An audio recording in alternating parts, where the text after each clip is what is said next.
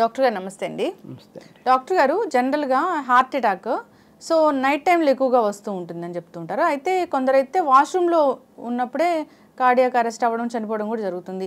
ఏంటి దీనికి ఏమైనా సంబంధం ఉంటుందా? వాష్రూమ్కి వెళ్ళినప్పుడు గుండె నొప్పి రావడానికి లేదా నైటే రావడానికి? హార్ట్ అటాక్ అనేది ఏ టైంలో అయినా రావచ్చండి. కానీ మన బాడీలో రక్తం గడ్డకట్టే టెండెన్సీ నైట్ టైం ఎక్కువ ఉంటుంది.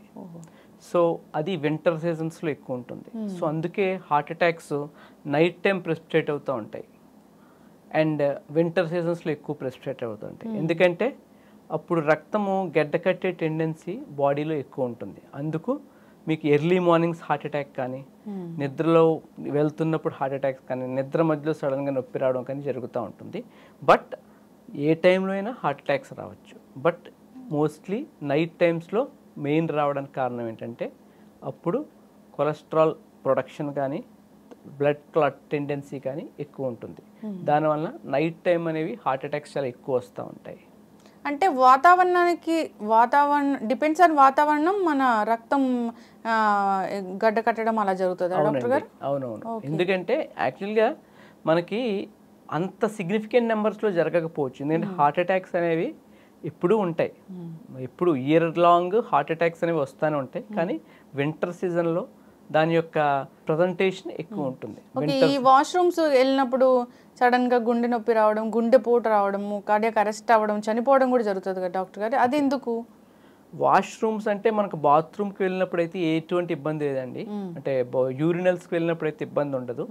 బట్ మనం ఎప్పుడైనా సరే మోషన్ పాస్ చేస్తున్నప్పుడు మనకేమవుతుందంటే ఎప్పుడైనా ఫోర్స్ ఎక్కువ వాడినప్పుడు హార్ట్ మీద ఎఫెక్ట్ పడి ఆ టైంలో హార్ట్ అటాక్కి వచ్చే ఛాన్సెస్ ఉంటాయి. చాలామంది మనం కరెక్ట్గా పేషెంట్ హిస్టరీ అడిగినట్టయితే వాళ్ళు కాన్స్టిపేషన్ ఉన్న పేషెంట్స్, అంటే ఎవరికైతే మోషన్ సరిగ్గా వాళ్ళు ఎప్పుడైతే ఎక్కువ ఫోర్స్ యూజ్ చేశారో అప్పుడు చెస్ట్ టైట్నెస్ అనేది చాలా కామన్ సిమ్టమ్ అండి. చాలామంది చెప్పే సిమ్టమ్. ఎప్పుడైతే మీకు మోషన్ డిఫికల్టీ ఉన్నప్పుడు, కాన్స్టిపేషన్ ప్రాబ్లం అంటే మోషన్ సరిగ్గా ఫ్రీగా అవ్వని వాళ్ళకి ప్రెషర్ అప్లై చేసినప్పుడు కనుక ఈ హార్ట్ ఏరియాలో కనుక పెయిన్ ఫీల్ అయితే మీరు వెంటనే అశ్రద్ధ చేయకుండా పరీక్షలు చేయించుకోవాలి. కంప్లీట్ ఈసీజీ, 2DA, టీఎంటీ ఎన్ని పరీక్షలు ఉన్నాయో అన్ని పరీక్షలు చేయించుకోవాలి. ఎందుకంటే అది చాలా చాలా చాలా ఇంపార్టెంట్ సిమ్టమ్, చాలా ఈజీగా మిస్ అయ్యే సిమ్టమ్. ఎందుకంటే మనం మోషన్ అవుతున్నప్పుడు మనం ఫోర్స్ వాడినప్పుడు మనం మజిల్స్ కాంట్రాక్షన్ వల్ల నొప్పి వచ్చిందేమో అనుకుంటాం. అది కూడా ఆ టైంలోనే నొప్పి ఉంటుంది, తర్వాత తగ్గిపోతుంది. సో అది చాలా చాలా ఇంపార్టెంట్ ఫైండింగ్. సో మోషన్ అప్పుడు మీకు ఎప్పుడైనా ఎలాంటి నొప్పి, left side of the chest pain అంటే గుండె ఎక్కడ ఉంటుందో అక్కడ పెయిన్ అనిపిస్తే మీరు వెంటనే ఏ వయసులో వారైనా సరే టెస్టింగ్లు చేయించుకొని మనము ఎర్లీగా హార్ట్ అటాక్ రాకుండా బ్లాక్స్ని గుర్తించవచ్చు. ఓకే. అయితే డాక్టర్ గారు నైట్ ఎక్కువగా హార్ట్ అటాక్స్ వస్తాయని అనుకున్నాము. సో ఈ హార్ట్ అటాక్ వచ్చింది, నైట్ వచ్చింది, వెంటనే ఏం చేయాలంటారు? వెరీ గుడ్ క్వశ్చన్ అండి. హార్ట్ అటాక్ నైట్ వచ్చినప్పుడు చాలామంది గ్యాస్ ట్యాబ్లెట్ వేసుకుని అలా పడుకుని మార్నింగ్ వెళ్దాంలే, మార్నింగ్ చూపించుకుందాంలే అని చాలామంది అలాగే చేస్తారు. ఒక ట్యాబ్లెట్ వేసుకుని అలాగే పడుకుంటారు. బట్ అందులో 50% మంది హాస్పిటల్కి రారండి. మేము చాలామంది పేషెంట్స్ని చూస్తాము. నైట్ టైం కొంచెం బాగా చెస్ట్ పెయిన్ వచ్చి ఆల్రెడీ చాలామందికి 40 ఏళ్ళు దాటిన వాళ్ళకి గ్యాస్ట్రిక్ ప్రాబ్లం ఉంటుంది. వాళ్ళకి ఏంటంటే ఆ గ్యాస్ట్రిక్ పెయిన్ని దీన్ని డిఫరెన్షియేట్ చేయలేరు, అది కూడా గ్యాస్ ప్రాబ్లమే అనుకుంటారు. సో మనం గ్యాస్ ప్రాబ్లమ్ని, ఈ హార్ట్ అటాక్ని ఒకేలా ప్రజెంట్ అయితే ఎలా రికగ్నైజ్ చేయాలి అనేది చాలా చాలా ఇంపార్టెంట్ అండి. ఫస్ట్ పాయింట్, మీరు రికగ్నైజ్ చేయొద్దు, డాక్టర్ రికగ్నైజ్ చేయాలి. అందుకే వెంటనే హాస్పిటల్కి వెళ్ళండి. మీకు హాస్పిటల్కి వెళ్ళాలి అని అనిపించకపోతే దగ్గరున్న ఏ సెంటర్కైనా వెళ్ళి ఒక ఈసీజీ తీయించుకోండి. ఈసీజీ తీయించుకొని ఒక ఫిజిషియన్, అంటే ఒక జనరల్ మెడిసిన్ ఫిజిషియన్కి కానీ ఒక కార్డియాలజిస్ట్ని కానీ సంప్రదించండి. ఎందుకంటే ఈసీజీ అనేది చాలా చాలా ఈజీగా మిస్ అయిపోతూ ఉంటారు చాలామంది. హార్ట్ అటాక్ని గుర్తించలేరు చాలామంది డాక్టర్స్, హార్ట్ అటాక్ని గుర్తించలేరు. అది కూడా చాలామంది నార్మల్ అని చెప్పేసి ఒకరోజు ఉండి ఇంట్లో అయినా తగ్గకపోతే నా దగ్గర వచ్చి ఈసీజీ మేము చూస్తే హార్ట్ అటాక్ అని గుర్తించినవి చాలా చాలా ఉన్నాయి. సో మీరు ఒక ఫిజిషియన్ కానీ ఒక కార్డియాలజిస్ట్ని కానీ సంప్రదించాలి. ఏ టైంలో అయినా సరే, నైట్ టైంలో అయినా సరే. సో గ్యాస్ట్రైటిస్ని మామూలు దీన్ని మనం ఎలాగా డిఫరెన్షియేట్ చేయాలి అంటే ఫస్ట్ పాయింట్ మనకి గ్యాస్ నొప్పి కన్నా చాలా తీవ్రంగా ఉంటుంది ఈ నొప్పి, లేకపోతే సేమ్ అదే ఇంటెన్సిటీతో అదే తీవ్రతతో కూడా ఉండొచ్చు. దాన్ని మనం ఎలా గుర్తించాలి? జనరల్గా మనకి గ్యాస్ట్రైటిస్ ప్రాబ్లం ఉందనుకోండి, ఒక ఈనో కానీ ఒక ప్యాంటాప్ కానీ వేసుకుంటాం. వేసుకున్న వెంటనే ఒక 50 to 70% రిలీఫ్ ఇచ్చేస్తుంది. అలా కాకుండా మనం ఒక ట్యాబ్లెట్ వేసుకున్న దాని వెంటనే ఒక హాఫ్ అన్ అవర్ తర్వాత ఇంకొక ట్యాబ్లెట్ వేసుకున్న ఏమాత్రం రిలీఫ్ లేదు అనుకుంటే అది గ్యాస్ట్రైటిస్ అవ్వకపోయే ఛాన్సెసే ఎక్కువ. సో వెంటనే మీరు దగ్గరున్న హాస్పిటల్కి వెళ్ళి ఒకే ఒక బేసిక్ ఈసీజీ పరీక్ష చేయించుకుంటే సరిపోతుందండి. ఈసీజీలో హార్ట్ అటాక్ ఈజీగా తెలిసిపోతాయి. ఒకవేళ తెలియకపోతే హార్ట్ అటాక్లు ఈసీజీ నార్మల్ ఉన్నా ఉండొచ్చు, బట్ అంత డేంజరస్గా కాదు. బట్ ఈసీజీలో చేంజెస్ ఉన్నాయంటే అది చాలా డేంజరస్ హార్ట్ అటాక్. ఓకే, అంటే ఈ హార్ట్ అటాక్ వచ్చిందనేది ఈసీజీ లో వాల్యూస్ అది అనేది కరెక్ట్గా ఉంటే ఉన్నట్లా డాక్టర్ గారు, లేదంటే లేనట్లేనా? సో ఇంకా ఏమైనా అదర్ టెస్ట్ అనేది చేయించుకోవాల్సి ఉంటుందా? మంచి క్వశ్చన్ అండి. మనము ఏ హాస్పిటల్కి వెళ్ళినా ఇప్పుడు హార్ట్ అటాక్ ప్రోటోకాల్ అనేది కామన్ అండి. మీరు ఒకసారి మీరు కానీ నేను కానీ గుండెలో నొప్పి వచ్చి ఏ టైంలోనే హాస్పిటల్కి వెళ్తే ఫస్ట్ ఈసీజీ తీస్తారు. హార్ట్ అటాక్లో 3 రకాలు ఉంటాయి. 3 రకాల్లో 2 రకాలు ఈసీజీలో తెలిసిపోతుంది. ఒక రకంలో ఈసీజీ కంప్లీట్లీ నార్మల్ ఉంటుంది. సో సెకండ్ పాయింట్ ఏంటి, గుండె స్కాన్ 2D ఎకో చేస్తారు. 2D ఎకో కూడా అంతే. ఒకే ఒక రకమైన అంటే మొత్తం 100% రక్తనాళం బ్లాక్ అయిన దాంట్లో ఆ హార్ట్ అటాక్స్లోనే ఈసీజీ అబ్నార్మల్ ఉంటుంది. ఒక 90% బ్లాకు 80% బ్లాక్ ఉంటే ఈసీజీలో అబ్నార్మల్ ఉండొచ్చు, లేకపోతే కంప్లీట్లీ నార్మల్ ఉండొచ్చు. సో దీనికి మేము ఎక్స్ట్రాగా ట్రోపోనిన్ పరీక్ష చేస్తాం. ఇప్పుడు హై సెన్సిటివ్ ట్రోపోనిన్స్ అని వచ్చాయి. అవి ఏంటంటే గుండెపోటు కానీ గుండె నొప్పి వచ్చిన 2 గంటల్లోనే మీకు తెలిసిపోతుంది. వెంటనే హై సెన్సిటివ్ ట్రోపోనిన్ పరీక్ష చేయిస్తాము. అది కనుక నెగిటివ్ వస్తే మళ్ళా 2 గంటలు ఉంచి మరలా చేయించుకొని వెళ్ళాలి.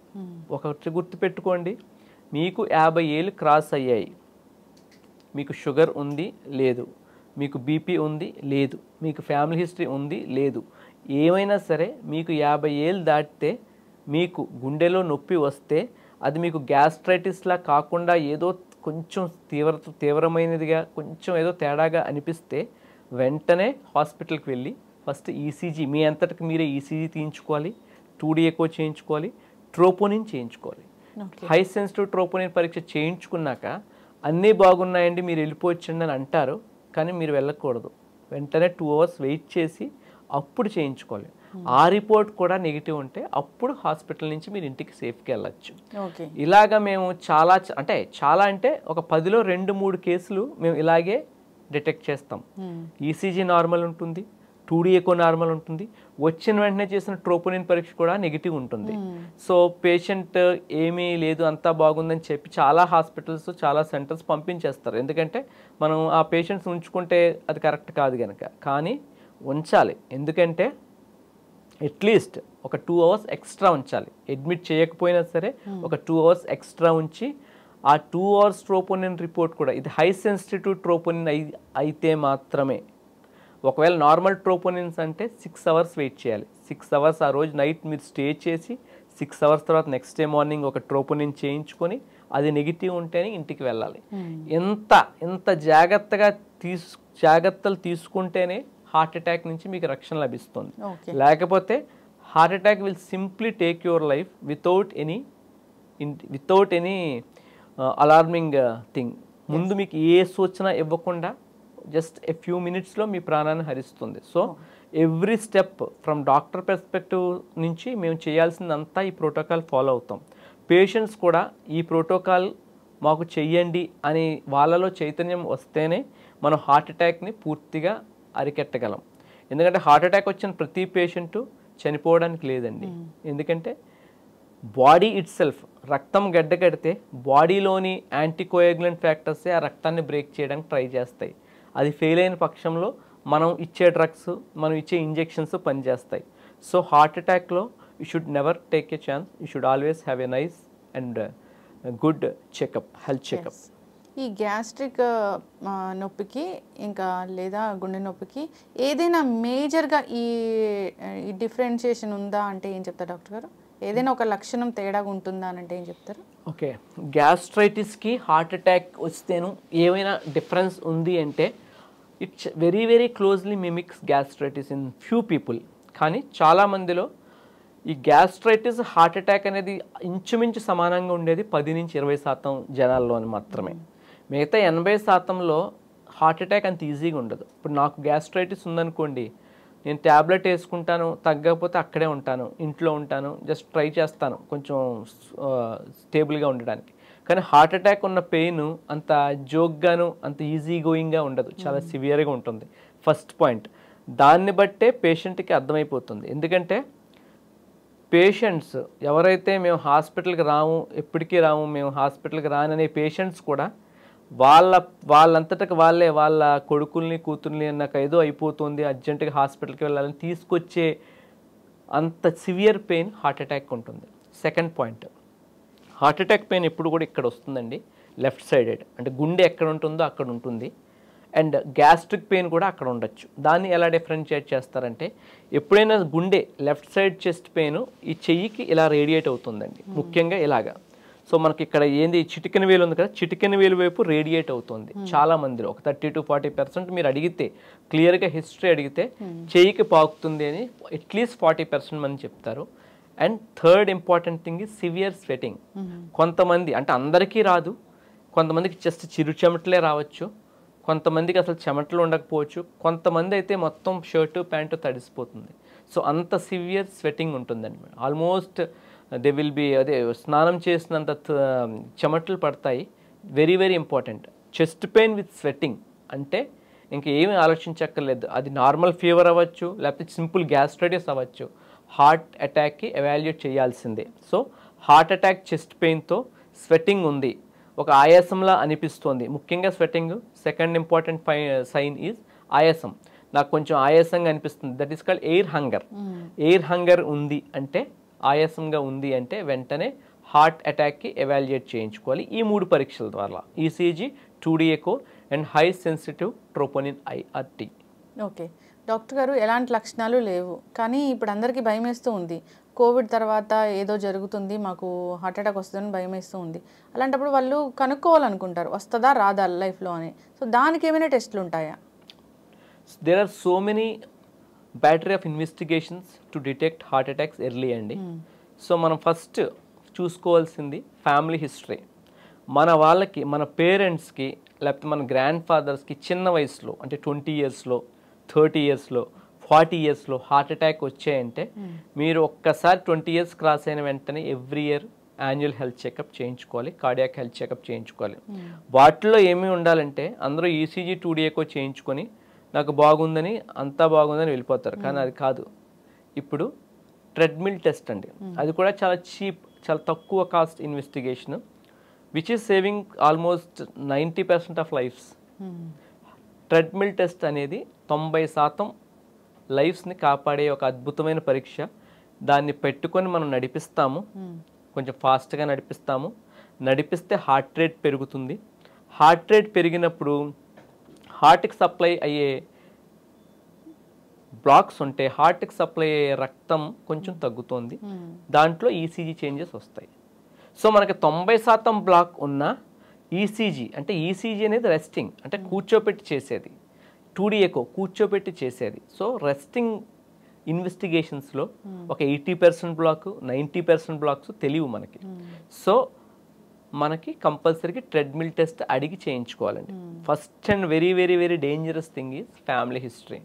ఫ్యామిలీ హిస్టరీ ఉంది అంటే that itself is equal to 10 times the risk of having diabetes. అంటే ఇది హెరిడిటరీయా డాక్టర్ గారు? అంతేనండి, హెరిడిటరీ. అంటే పేరెంట్స్కి, గ్రాండ్ ఫాదర్స్కి ఉంటుంది. ఎందుకంటే వాళ్ళకు రక్తనాళాల్లో కొంచెం తేడాలు ఉంటాయి, కొలెస్ట్రాల్లో తేడాలు ఉంటాయి, అలాగా. సో ఇలాంటి వాళ్ళు ఎవరికైతే ఫ్యామిలీ హిస్టరీ ఉందో స్మోక్ అస్సలు చేయకూడదు, ఎక్సర్సైజ్ చేయాలి. మీకు బీపీ వచ్చినట్టయితే బీపీ స్ట్రిక్ట్గా 120/80 పెట్టుకోవాలి. మీకు షుగర్ ఉందంటే <90 పెట్టుకోవాలి, హెచ్బిఎంసీ <6 పెట్టుకోవాలి. ఇవన్నీ పాటిస్తే మీకు ఫ్యామిలీ హిస్టరీ ఉన్నా సరే మీకు హార్ట్ అటాక్ వచ్చే రిస్క్ చాలా చాలా తక్కువ. ఎస్. ఒకవేళ మీకు ఫ్యామిలీ హిస్టరీ ఉంటే నాకు షుగర్ ఉంది నేనేం పట్టించుకోను, నేను స్వీట్స్ తింటాను, నాకు బీపీ ఉంది నేను ట్యాబ్లెట్స్ వేసుకోను, నేను స్మోక్ చేస్తాను, నేను ఆల్కహాల్ తీసుకుంటాను అంటే పేరెంట్స్కి ఏ వయసులో ఏ అవలక్షణాలు లేని పేరెంట్స్కి ఏ వయసులో వచ్చిందో వాళ్ళకన్నా వీళ్ళకి ఒక 10 ఏళ్ళలో 5 ఏళ్ళలో ముందు ఉంటుంది. అదండి. ఎస్, అంటే ఎవ్రీ ఇయర్ యాన్యువల్గా వచ్చి టోటల్ బాడీ హెల్త్ చెకప్ చేయించుకుంటే మంచిది, ఏదైనా డిటెక్ట్ అవుతుంది. ఏదైనా డిటెక్ట్ అవుద్ది. ఆ హెల్త్ చెకప్లో ట్రెడ్మిల్ టెస్ట్ అంటే పరిగెత్తి ఈసీజీ చేయించే పరీక్ష కంపల్సరీగా ఇంక్లూడ్ చేయించుకోవాలి. ఎస్.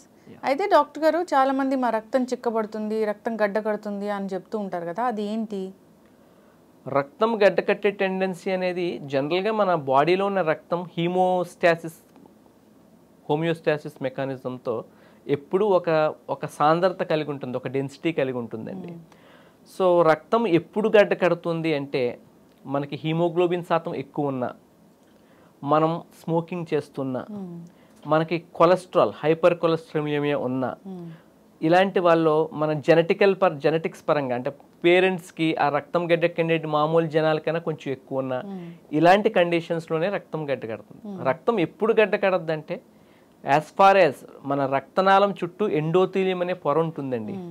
ఆ పొర నీట్గా ఎక్కడ చిన్న బ్రీచ్, చిన్న గీత, చిన్న డ్యామేజ్ లేనంత వరకు మీ రక్తం గడ్డ కట్టడం అనేది జరగదు.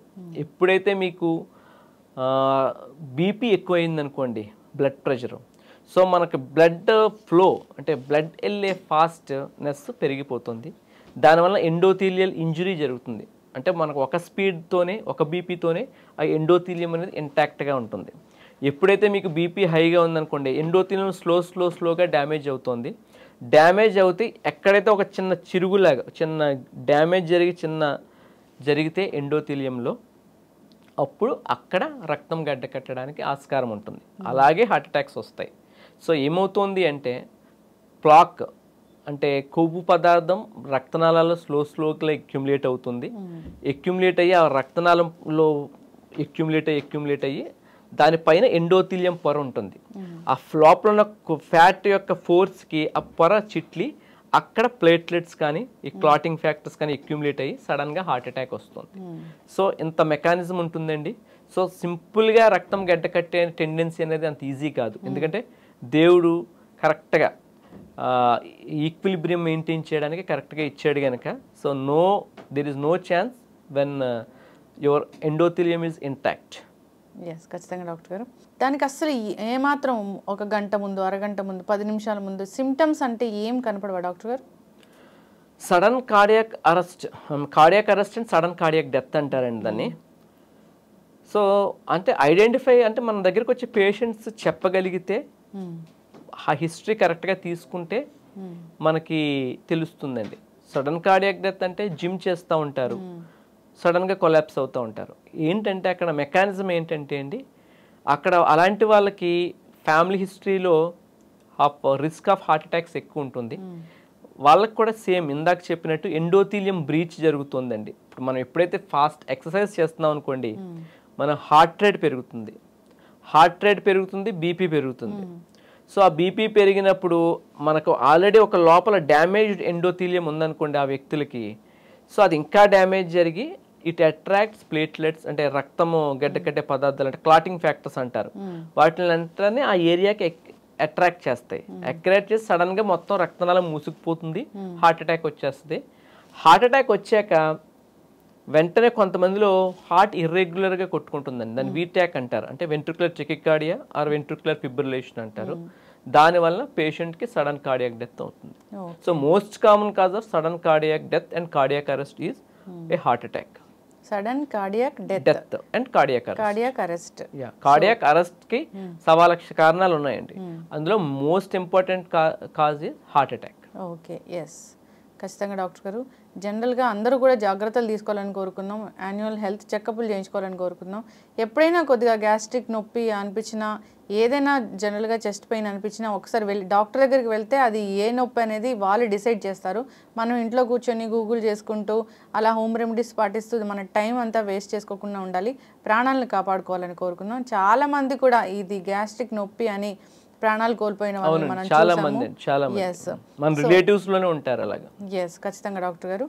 సో ఏదైనా ఒక డాక్టర్ ఒక మందు రాస్తే దాని గురించి గూగుల్ హిస్టరీ తీసుకోవడం కూడా చాలా మందిలో కామన్ అయిపోయింది. సైడ్ ఎఫెక్ట్స్ చూసుకోవడము, మందులు వాడకుండా ఉండడము, దానివల్ల కూడా గుండెకి సంబంధించిన ఇష్యూస్ అనేవి మళ్ళీ మళ్ళీ వస్తూ ఉన్నాయి రిపీటెడ్గా.